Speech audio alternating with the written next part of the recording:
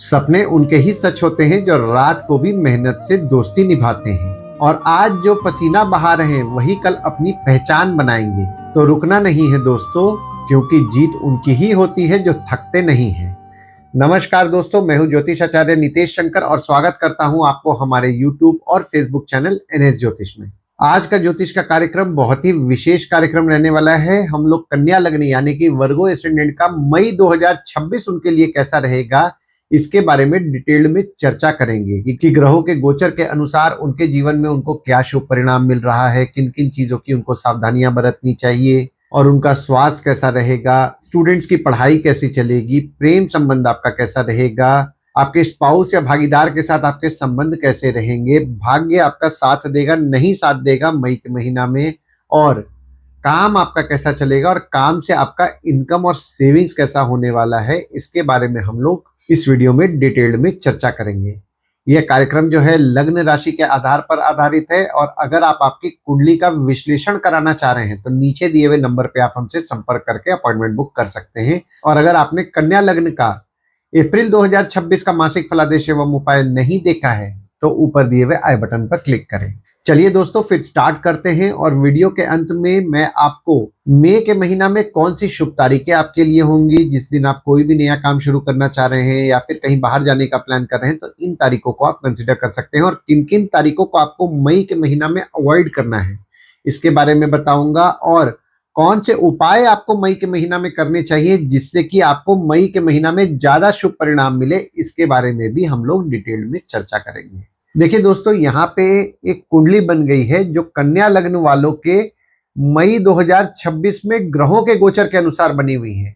और जहां पे आपको येलो मार्किंग दिख रहा है वहां पे अगर 6 नंबर लिखा हुआ है तो ये कन्या लग्न वाले जातकों की पत्रिका है। एक चीज और मैं आपको दोस्तों समझाना चाहूंगा कि जो येलो मार्किंग आपको दिख रहा है ना, जिस भाव के बारे में मैं बात करूंगा उस भाव में चला जाएगा। यानी कि अभी मैं लग्न के बारे में बात कर रहा हूं तो लग्न पे है, फिर मैं दूसरे भाव के बारे में बात करूंगा तो वो मार्किंग आपके दूसरे भाव में चला जाएगा। वैसे ही फिर तीसरे भाव के बारे में बात करूंगा तीसरे भाव में चला जाएगा। और जब मैं आपके 12वें भाव के बारे में बात करूंगा तो वो आपके 12वें भाव में भी चला जाएगा, ताकि आपको समझने में आसानी जाए कि मैं किस भाव के बारे में आपको समझाने का प्रयास कर रहा हूं। चलिए दोस्तों, फिर हम लोग समझ लेते हैं शुरुआती तौर पे कौन कौन से ग्रह आपके किस किस भाव में बैठे हुए हैं। तो चंद्रमा आपके दूसरे भाव में बैठे हुए हैं, राहु आपके 6वें भाव में बैठे हुए हैं, शनिदेव और मंगल आपके 7वें भाव में बैठे हुए हैं, सूर्य और बुध आपके 8वें भाव में बैठे हुए हैं, वहीं शुक्र आपके 9वें भाव में बैठे हुए हैं, गुरुदेव आपके 10वें भाव में बैठे हुए हैं और केतु आपके 12वें भाव में बैठे हुए हैं। गोचर की अगर हम लोग बात करें तो मई के महीना में 4 बड़े ग्रहों का गोचर हो रहा है। पहला गोचर होगा मंगल का। मंगल जो कि आपके 7वें भाव और मीन राशि में जो विराजमान है वे मेष राशि में यानी कि आपके 8वें भाव में 11 मई से गोचर करेंगे। वहीं दूसरा गोचर जो हो रहा है वो हो रहा है शुक्र का। शुक्र जो कि आपके 9वें भाव यानी कि अपने घर में ही वे बैठे हुए थे वृषभ राशि में, वे मिथुन राशि में 14 मई को गोचर करेंगे। और तीसरा गोचर हो रहा है बुध का। बुध जो कि आपके 8वें भाव में विराजमान है, वे आपके 9वें भाव में 15 मई को गोचर करेंगे और 15 मई से 28 मई तक आपके 9वें भाव में विराजमान रहेंगे। और फिर 29 मई को आपके 9वें भाव से आपके 10वें भाव में गोचर करेंगे। और 15 मई को सूर्य का भी गोचर हो रहा है। सूर्य आपके 8वें भाव से आपके 9वें भाव में गोचर 15 मई को कर रहे हैं। तो लग्न अगर हम लोग आपका देख रहे हैं ना, तो लग्न पे आपके ग्रह कोई नहीं है, पर शनिदेव और मंगल दोनों की दृष्टि पड़ रही है। देखिए, एक तरफ आप में आलस्य, आपने नोटिस किया होगा कि आप में आलस्य रह रहा है, दूसरी ओर आपको क्रोध भी ज्यादा आ रहा है 2 अप्रैल से। और यहाँ पे 10 मई तक आपको क्रोध ज्यादा आएगा। आपको आपके क्रोध पे नियंत्रण रखना है और अनवांटेड विवाद में नहीं पड़ना है। हालांकि आपके लग्न के स्वामी जो कि बुध हैं आपके 8वें भाव में 30 अप्रैल से 14 मई तक विराजमान रहेंगे। एक तरफ आपके ससुराल वालों को लेकर के आपका फोकस रहेगा, पर आपको नेगेटिव थॉट्स आएगा। तो नेगेटिव थॉट्स के लिए मेडिटेशन रेगुलर बेसिस पे करें। और जब आपके लग्न के स्वामी आपके 9वें भाव में 15 मई से 28 मई तक विराजमान होंगे तो आपका भाग्य आपका अच्छा साथ देगा और धार्मिक कार्यों को लेकर के आपकी रुचि भी बढ़ेगी। देखिए, ये जो समय बन रहा है ना 15 मई से 28 मई का, इस समय हो सकता है आप कोई मंदिर की यात्रा भी प्लान करें। और 29 मई से आपके काम को लेकर के आपका डेडिकेशन बढ़ने वाला है और आप आपके काम में मेहनती भी रहेंगे। अब आपके दूसरे भाव को समझ लेते हैं, जो कि आपके वाणी कुटुंब कोष का होता है। दूसरे भाव में आपके चंद्रमा 1, 2, 28 और 29 तारीख को विराजमान हो रहे हैं और गुरुदेव की दृष्टि पड़ रही है, मंगल की दृष्टि पड़ रही है, सूर्य की दृष्टि 14 मई तक पड़ेगी और बुध की दृष्टि 14 मई तक आपके दूसरे भाव में पड़ेगी। देखिए, दूसरे भाव में आपके चंद्रमा 1, 2, 28 और 29 तारीख को विराजमान है और चंद्रमा जो है आपके 11वें भाव के स्वामी है, जो कि दूसरे भाव में 1, 2, 28 और 29 तारीख को विराजमान रहेंगे। तो अगर आपका कोई प्रॉपर्टी किराए पे नहीं गया है तो 1, 2, 28, 29 तारीख को अपने प्रयास को बढ़ाएं, क्योंकि ये दिन जो है आपके प्रॉपर्टी के किराए पे लगने के योग ज्यादा स्ट्रांग बन रहे हैं। और अगर आप इंटरेस्ट से संबंधित काम कर रहे हैं, यानी कि ब्याज से संबंधित काम कर रहे हैं, तो आपके काम से आपके लाभ के योग 1, 2, 28 और 29 तारीख को बन रहे हैं। देखिए, सेविंग्स की अगर मैं बात करूं तो आपका सेविंग्स हो रहा है, आपके परिवार के सदस्य के साथ आपके संबंध में आपको मजबूती भी देखने मिल रहा है। पर 2 अप्रैल से आपने नोटिस किया होगा, परिवार के सदस्य जो हैं उनके साथ छोटे मोटे विवाद आपके होने की संभावनाएं बनी हुई हैं, छोटे मोटे विवाद भी हो रहे थे। तो आपको किसी भी किस्म के विवाद में नहीं पड़ना है। हालांकि जो आपको क्रोध ज्यादा आ रहा था उसमें 11 मई से आपको सुधार देखने के लिए भी मिलेगा। और आपके दूसरे भाव के स्वामी जो कि शुक्र हैं, आपके नवम भाव में विराजमान है 19 अप्रैल से 13 मई तक। तो 19 अप्रैल से 13 मई का जो समय बना हुआ है ना, सेविंग्स को लेकर के आपका भाग्य आपका अच्छा साथ देगा। और 14 मई से आपके काम में जो आप मेहनत करेंगे उससे आपका सेविंग होगा, यानी कि सेविंग तो पूरा मई के महीना आपका होने वाला है। और आपके पैतृक संपत्ति मिलने के योग भी बन रहे हैं। अब आपके तीसरे भाव के बारे में बात कर लेते हैं, जो कि आपके स्वयं के पराक्रम, धैर्य, छोटे भाई बहन, पड़ोसी, डेली के प्रवास का होता है। तीसरे भाव में आपके ग्रह कोई नहीं है, पर मंगल की दृष्टि 11 मई से पड़ रही है, शुक्र की दृष्टि पड़ रही है, सूर्य की दृष्टि 15 मई से पड़ेगी और बुध की दृष्टि 15 मई से आपके तीसरे भाव में पड़ेगी। और आपके तीसरे भाव के स्वामी जो कि मंगल हैं, आपके 7वें भाव में विराजमान रहेंगे 10 मई तक।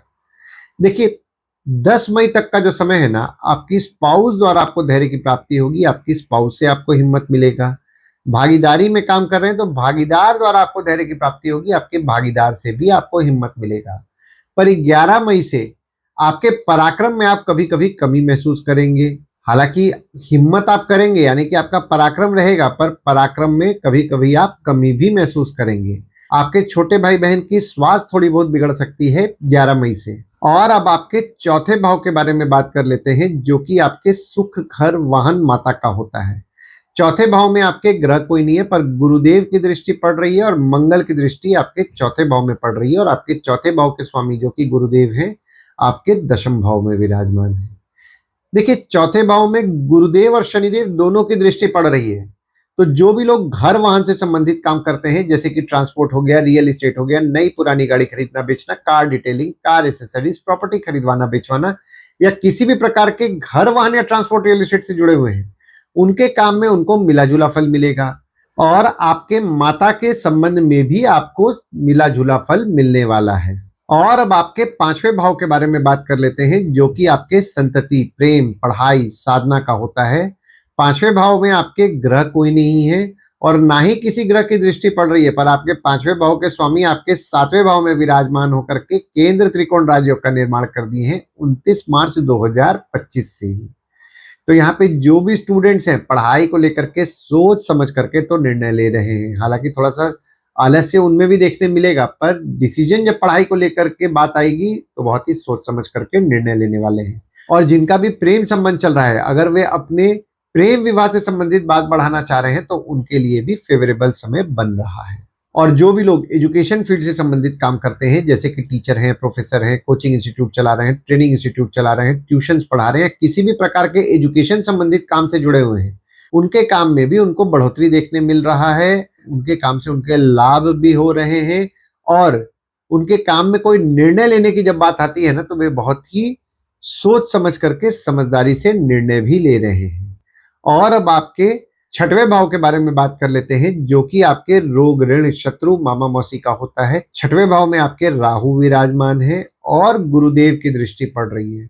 देखिए, राहु छठवें भाव में विराजमान है तो आपके शत्रु या कॉम्पिटिटर का आप निश्चित तौर पर नाश करेंगे। हालांकि यहाँ पे जो भी लोग मेडिकल फील्ड से संबंधित काम कर रहे हैं, जैसे कि डॉक्टर हैं, फार्मासिस्ट हैं, मेडिकल इक्विपमेंट का बिजनेस कर रहे हैं, बैंक रिकवरी, सिक्योरिटी सप्लाई से संबंधित काम कर रहे हैं, उनके काम में भी उनको बढ़ोतरी देखने मिल रहा है। और अगर आप आपके व्यापार को लेकर के पार्टनरशिप अपने मामा मौसी के साथ करना चाह रहे हैं तो भी आपके लिए फेवरेबल समय बन रहा है। और अब आपके सातवें भाव के बारे में बात कर लेते हैं, जो कि आपके स्पाउस का होता है, भागीदार का होता है। सातवें भाव में आपके शनिदेव विराजमान है, मंगल विराजमान है और आपके सातवें भाव के स्वामी जो कि गुरुदेव हैं आपके दशम भाव में विराजमान है। देखिए, सातवें भाव में शनिदेव और मंगल दोनों विराजमान है तो एक चीज का आपको खासकर ध्यान देना है, आपकी स्पाउस को क्रोध ज्यादा आएगा, छोटे मोटे विवाद होने की संभावनाएं बनेंगी तो विवाद से बचिएगा, क्योंकि यहाँ पे विवाद और छोटे मोटे मनमुटाव दोनों होने की संभावनाएं बन रही हैं तो किसी भी किस्म के विवाद और मनमुटाव से बचें। हालांकि आपकी स्पाउस द्वारा आपको हिम्मत मिलेगा, आपके भागीदार द्वारा भी आपको हिम्मत मिलेगा, पर छोटे मोटे मनमुटाव होने की संभावनाएं बन रही है तो मनमुटाव से बचिएगा। और अगर आपकी स्पाउस आपके काम में मदद करती है तो आपकी स्पाउस द्वारा आपको यश की प्राप्ति होगी। भागीदार अगर आपके काम में मदद करते हैं तो आपके भागीदार द्वारा भी आपको यश की प्राप्ति होने वाली है पूरे मई के महीना में। बस विवाद से बचना है, क्योंकि यहाँ पे अनवांटेड विवाद होने की संभावनाएं बन रही हैं तो विवाद से बचें। और अब आपके आठवें भाव के बारे में बात कर लेते हैं, जो कि आपके आयु, जीवन, मृत्यु, अचानक धन लाभ, ससुराल का होता है। आठवें भाव में आपके सूर्य विराजमान है, बुध विराजमान है, मंगल 11 मई को आपके आठवें भाव में विराजमान हुएंगे। देखिए, आठवें भाव में वैसे तो बुध आदित्य योग को उतना अच्छा नहीं माना जाता है, पर सूर्य जो है, सूर्य आपके 12वें भाव के स्वामी है जो कि आठवें भाव में विराजमान है। तो आपके ससुराल वालों को लेकर के कुछ ना कुछ आपके खर्चे बढ़े रहेंगे 14 मई तक। हालांकि यहाँ पे आप खर्च कम करने का प्रयास कर रहे हैं, पर आपको छोटा मोटा चोट पाट लग सकता है, चोट पाट से बचें। और आपके ससुराल वालों का दवाई हॉस्पिटल संबंधित कुछ ना कुछ खर्चा बढ़ सकता है। और 15 मई तक पिता की स्वास्थ्य का भी ध्यान दें, पिता की स्वास्थ्य थोड़ी बहुत बिगड़ सकती है। और 11 मई से आपके ससुराल वालों को क्रोध ज्यादा आएगा, किसी भी किस्म के विवाद में नहीं पड़िएगा, विवाद को अवॉइड कीजिएगा। और अब आपके नवम भाव के बारे में बात कर लेते हैं, जो कि आपके भाग्य, धर्म, जीजा, साली, साला, छोटे भाई के स्पाउस का होता है। नवम भाव में आपके शुक्र विराजमान है, सूर्य 15 मई को विराजमान होंगे, बुध 15 मई को विराजमान होंगे और शनिदेव की दृष्टि आपके नवम भाव में पड़ रही है। देखिए, भाग्य की अगर मैं बात करूं ना, तो भाग्य जिस समय आप एक्सपेक्ट कर रहे हैं उस समय नहीं साथ दे रहे, थोड़ा डिले आपको देखने मिल रहा है। हालांकि ये जो पीरियड आपका बना ना 19 अप्रैल से 13 मई तक, अगर आपने पूजा पाठ किया है तो पूजा पाठ आपके लिए बहुत ही फलदायी साबित हुई है। और 15 मई को जब सूर्य आपके नवम भाव में विराजमान होंगे तो जो भी लोग विदेश संबंधित काम कर रहे हैं, जैसे कि इंपोर्ट एक्सपोर्ट हो गया, फॉरेन ट्रेड हो गया, फॉरेन से प्रोजेक्ट्स उठा के काम कर रहे हैं, किसी भी प्रकार के विदेश संबंधित काम से जुड़े हुए हैं, उनके काम को लेकर के भी उनका भाग्य अच्छा साथ देने वाला है। जो भी लोग विदेश जाने का प्रयास कर रहे हैं उनका भाग्य साथ देगा, क्योंकि एक तरफ देखिए यहाँ पे सूर्य तो विराजमान हो रहे हैं पर बुध के साथ विराजमान हो रहे हैं, तो बुध आदित्य योग का भी निर्माण कर दिए हैं 15 मई से लेकर के 28 मई तक। और आपके नवम भाव के स्वामी जो कि शुक्र हैं, आपके दशम भाव में जब 14 मई से विराजमान होंगे तो 14 मई से मेहनत काम में बढ़ाइएगा, क्योंकि जो आप मेहनत करेंगे उसका रिवॉर्ड आपको अच्छा मिलने वाला है। यानी कि जो आप मेहनत करेंगे अपने काम को लेकर के, आपका भाग्य आपका साथ देगा। दूसरी चीज, बॉस और पिता का आपको आपके काम को लेकर के सपोर्ट भी अच्छा मिलने वाला है, क्योंकि शुक्र द्वारा आपके पत्रिका में केंद्र त्रिकोण राजयोग का निर्माण हो रहा है 14 मई से। और अब आपके दशम भाव के बारे में बात कर लेते हैं, जो कि आपके बॉस, पिता, काम, ऑफिस का होता है। दशम भाव में आपके गुरुदेव विराजमान है, बुध 29 मई से विराजमान होंगे और शुक्र 14 मई से विराजमान होंगे। और बुध द्वारा आपके पत्रिका में पंच महापुरुष योग का निर्माण हो रहा है 29 मई से। देखिए, काम को लेकर के आपका फोकस रहेगा, काम को लेकर के आप वर्कोहॉलिक भी रहेंगे। और 29 मई से लक्ष्मी नारायण योग का भी आपके दशम भाव में निर्माण हो रहा है, तो बहुत ही शुभ योग आपके पत्रिका में बन रहे हैं काम और इनकम दोनों को लेकर के। और 29 मई से आपके काम को लेकर के आप वर्कोहॉलिक भी रहेंगे। हालांकि गुरुदेव आपके दशम भाव में विराजमान है तो छोटे मोटे मतभेद आपके बॉस और पिता से कराएंगे, पर आपके काम में आपको बढ़ोतरी भी लाएंगे। नए नए अपॉर्चुनिटीज जॉब के लिए लाएंगे, व्यापार करते हैं, नए नए रास्ते खोलेंगे जिससे कि आपका बिजनेस बढ़ेगा। पर एक चीज का ध्यान देना है, बॉस और पिता से किसी भी मतभेद से बचना है, क्योंकि ये जो समय है छोटे मोटे मतभेद होने की भी संभावनाएं बनाएंगे। तो किसी भी किस्म के मतभेद से बचें।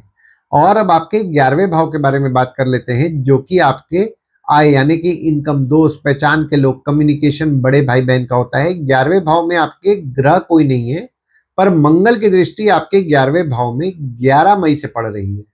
देखिए, एक चीज का ध्यान देना है, खासकर 11 मई से, ये बात मैं बोल रहा हूं जो लोग व्यापार करते हैं, पैसे को लेकर के एग्रेसिव नहीं होना है, डिप्लोमेटिकली पैसा निकालना है, क्योंकि ये जो समय बन रहा है आप पैसे को लेकर के एग्रेसिव होंगे, छोटे मोटे विवाद होने की संभावनाएं बन रही हैं, तो किसी भी किस्म के विवाद से बचिएगा। और 21 और 22 तारीख को जब चंद्रमा आपके 11वें भाव में विराजमान होंगे, तो चंद्रमा द्वारा बहुत ही शुभ योग का आपके पत्रिका में निर्माण हो रहा है। तो कोई काम अगर आपका अटक रहा है ना, जो कम्युनिकेशन द्वारा होना है या पहचान के लोगों के द्वारा होना है या दोस्तों द्वारा होना है, तो 21 और 22 तारीख आपके लिए फेवरेबल समय बन रहा है। और अब आपके 12वें भाव के बारे में बात कर लेते हैं, जो कि आपके खर्च, जेल, फॉरेन, हॉस्पिटल, मोक्ष का होता है। 12वें भाव में आपके केतु विराजमान है, तो खर्चों का हिसाब रखना आपको मुश्किल जा रहा होगा। और जो भी लोग विदेश संबंधित काम कर रहे हैं, जैसे कि इंपोर्ट एक्सपोर्ट हो गया, फॉरेन ट्रेड हो गया, फॉरेन से प्रोजेक्ट्स उठा के काम कर रहे हैं, उनके काम में उनको बढ़ोतरी भी देखने मिल रहा है, और उनके काम को लेकर के उनका भाग्य भी अच्छा साथ 15 मई से देने वाला है। अगर आप विदेश यात्रा करने का प्लान कर रहे हैं या फिर विदेश सेटलमेंट से संबंधित चीजों को देख रहे हैं, तो 15 मई से अपने प्रयास को बढ़ाएं। यहाँ पे बहुत ही शुभ योग का आपके पत्रिका में 15 मई से निर्माण हो रहा है। तो ओवरऑल अगर मैं देख रहा हूं ना, मई का महीना, देखिए, काम में आपको आपके बढ़ोतरी देखने मिलेगा, इनकम में भी आपको बढ़ोतरी देखने मिलेगा। पर जो भी लोग व्यापार करते हैं, पैसे को लेकर के एग्रेसिव नहीं होइएगा। ये जो समय बन रहा है, पैसे को लेकर के आप एग्रेसिव होंगे, छोटे मोटे विवाद होंगे, तो विवाद से बचना है। और जो भी लोग घर वाहन से संबंधित काम कर रहे हैं, ट्रांसपोर्ट, रियल एस्टेट से संबंधित काम कर रहे हैं, जैसे कि नई पुरानी गाड़ी खरीदना बेचना, car detailing, car accessories, property खरीदवाना बेचवाना, या किसी भी प्रकार के घर वाहन या ट्रांसपोर्ट रियल एस्टेट से जुड़े हुए हैं, उनके काम में उनको थोड़ा मेहनत ज्यादा करना है, क्योंकि मेहनत नहीं कीजिएगा रिजल्ट नहीं मिलेगा। तो मेहनत कीजिए और खूब मेहनत कीजिए, तो जाकर के आपको रिजल्ट देखने मिलेगा। क्योंकि बीच बीच में काम में थोड़ा बहुत उतार चढ़ाव देखने मिलेगा। काम में लापरवाही नहीं करना है और ध्यान से काम कीजिए, मेहनत कीजिए, रिजल्ट आपको जरूर देखने मिलेगा। आइए दोस्तों, अब हम लोग ये समझने का प्रयास करते हैं मई के महीना में कौन सी शुभ तारीखें हो जाती हैं, जिस दिन अगर आप कोई भी नया काम करना चाह रहे हैं, कोई कंपनी में आपके एग्रीमेंट हो रहा है, कोई कंपनी में आपकी ज्वाइनिंग हो रहा है, या फिर अगर आप कहीं बाहर जाने का प्लान कर रहे हैं या कोई भी अच्छा काम करना चाह रहे हैं, तो इन तारीखों को आप कंसिडर कर सकते हैं। तो तारीख हो जाते हैं 3 तारीख, 4 तारीख, 8 तारीख, 9 तारीख, 21 तारीख, 22 तारीख, 30 तारीख और 31 तारीख। और कोई भी शुभ कार्य अगर आप करना चाह रहे हैं तो इन तारीखों को आप अवॉइड करें। तो तारीख हो जाते हैं 10 तारीख, 11 तारीख, 15 तारीख, 16 तारीख, 23 तारीख और 24 तारीख। इन तारीखों को कहीं आप लिख के रख लीजिए ताकि आपके ध्यान में रहे। और उपाय में आपको शनिवार के दिन शनिदेव के मंदिर जाना है, शनिदेव को तेल चढ़ाना है। तेल चढ़ाते समय ओम शं शनिश्चराय नमः का जाप करें और नीडी पीपल की मदद रेगुलर बेसिस पे करें। शुक्रवार के दिन देवी के मंदिर जाएं, अर्गला स्तोत्रम का पाठ करें। सुबह उठ करके सूर्यदेव को अर्घ दें और अर्घ देते समय ओम ह्रीम सूर्याय नमः का जाप करें। बुधवार के दिन विष्णु रामकृष्ण भगवान की उपासना करें। विष्णु रामकृष्ण भगवान के अगर आप मंदिर जाएंगे तो आपको अच्छा लाभ होगा।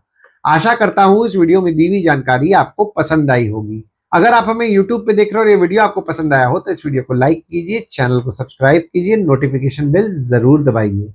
और अगर आप हमें फेसबुक पेज या व्हाट्सएप पेज पे देख रहे हैं तो फेसबुक पेज या व्हाट्सएप पेज को लाइक करें और फॉलो करें। धन्यवाद दोस्तों, कल फिर मिलेंगे एक नए वीडियो के साथ। नमस्कार।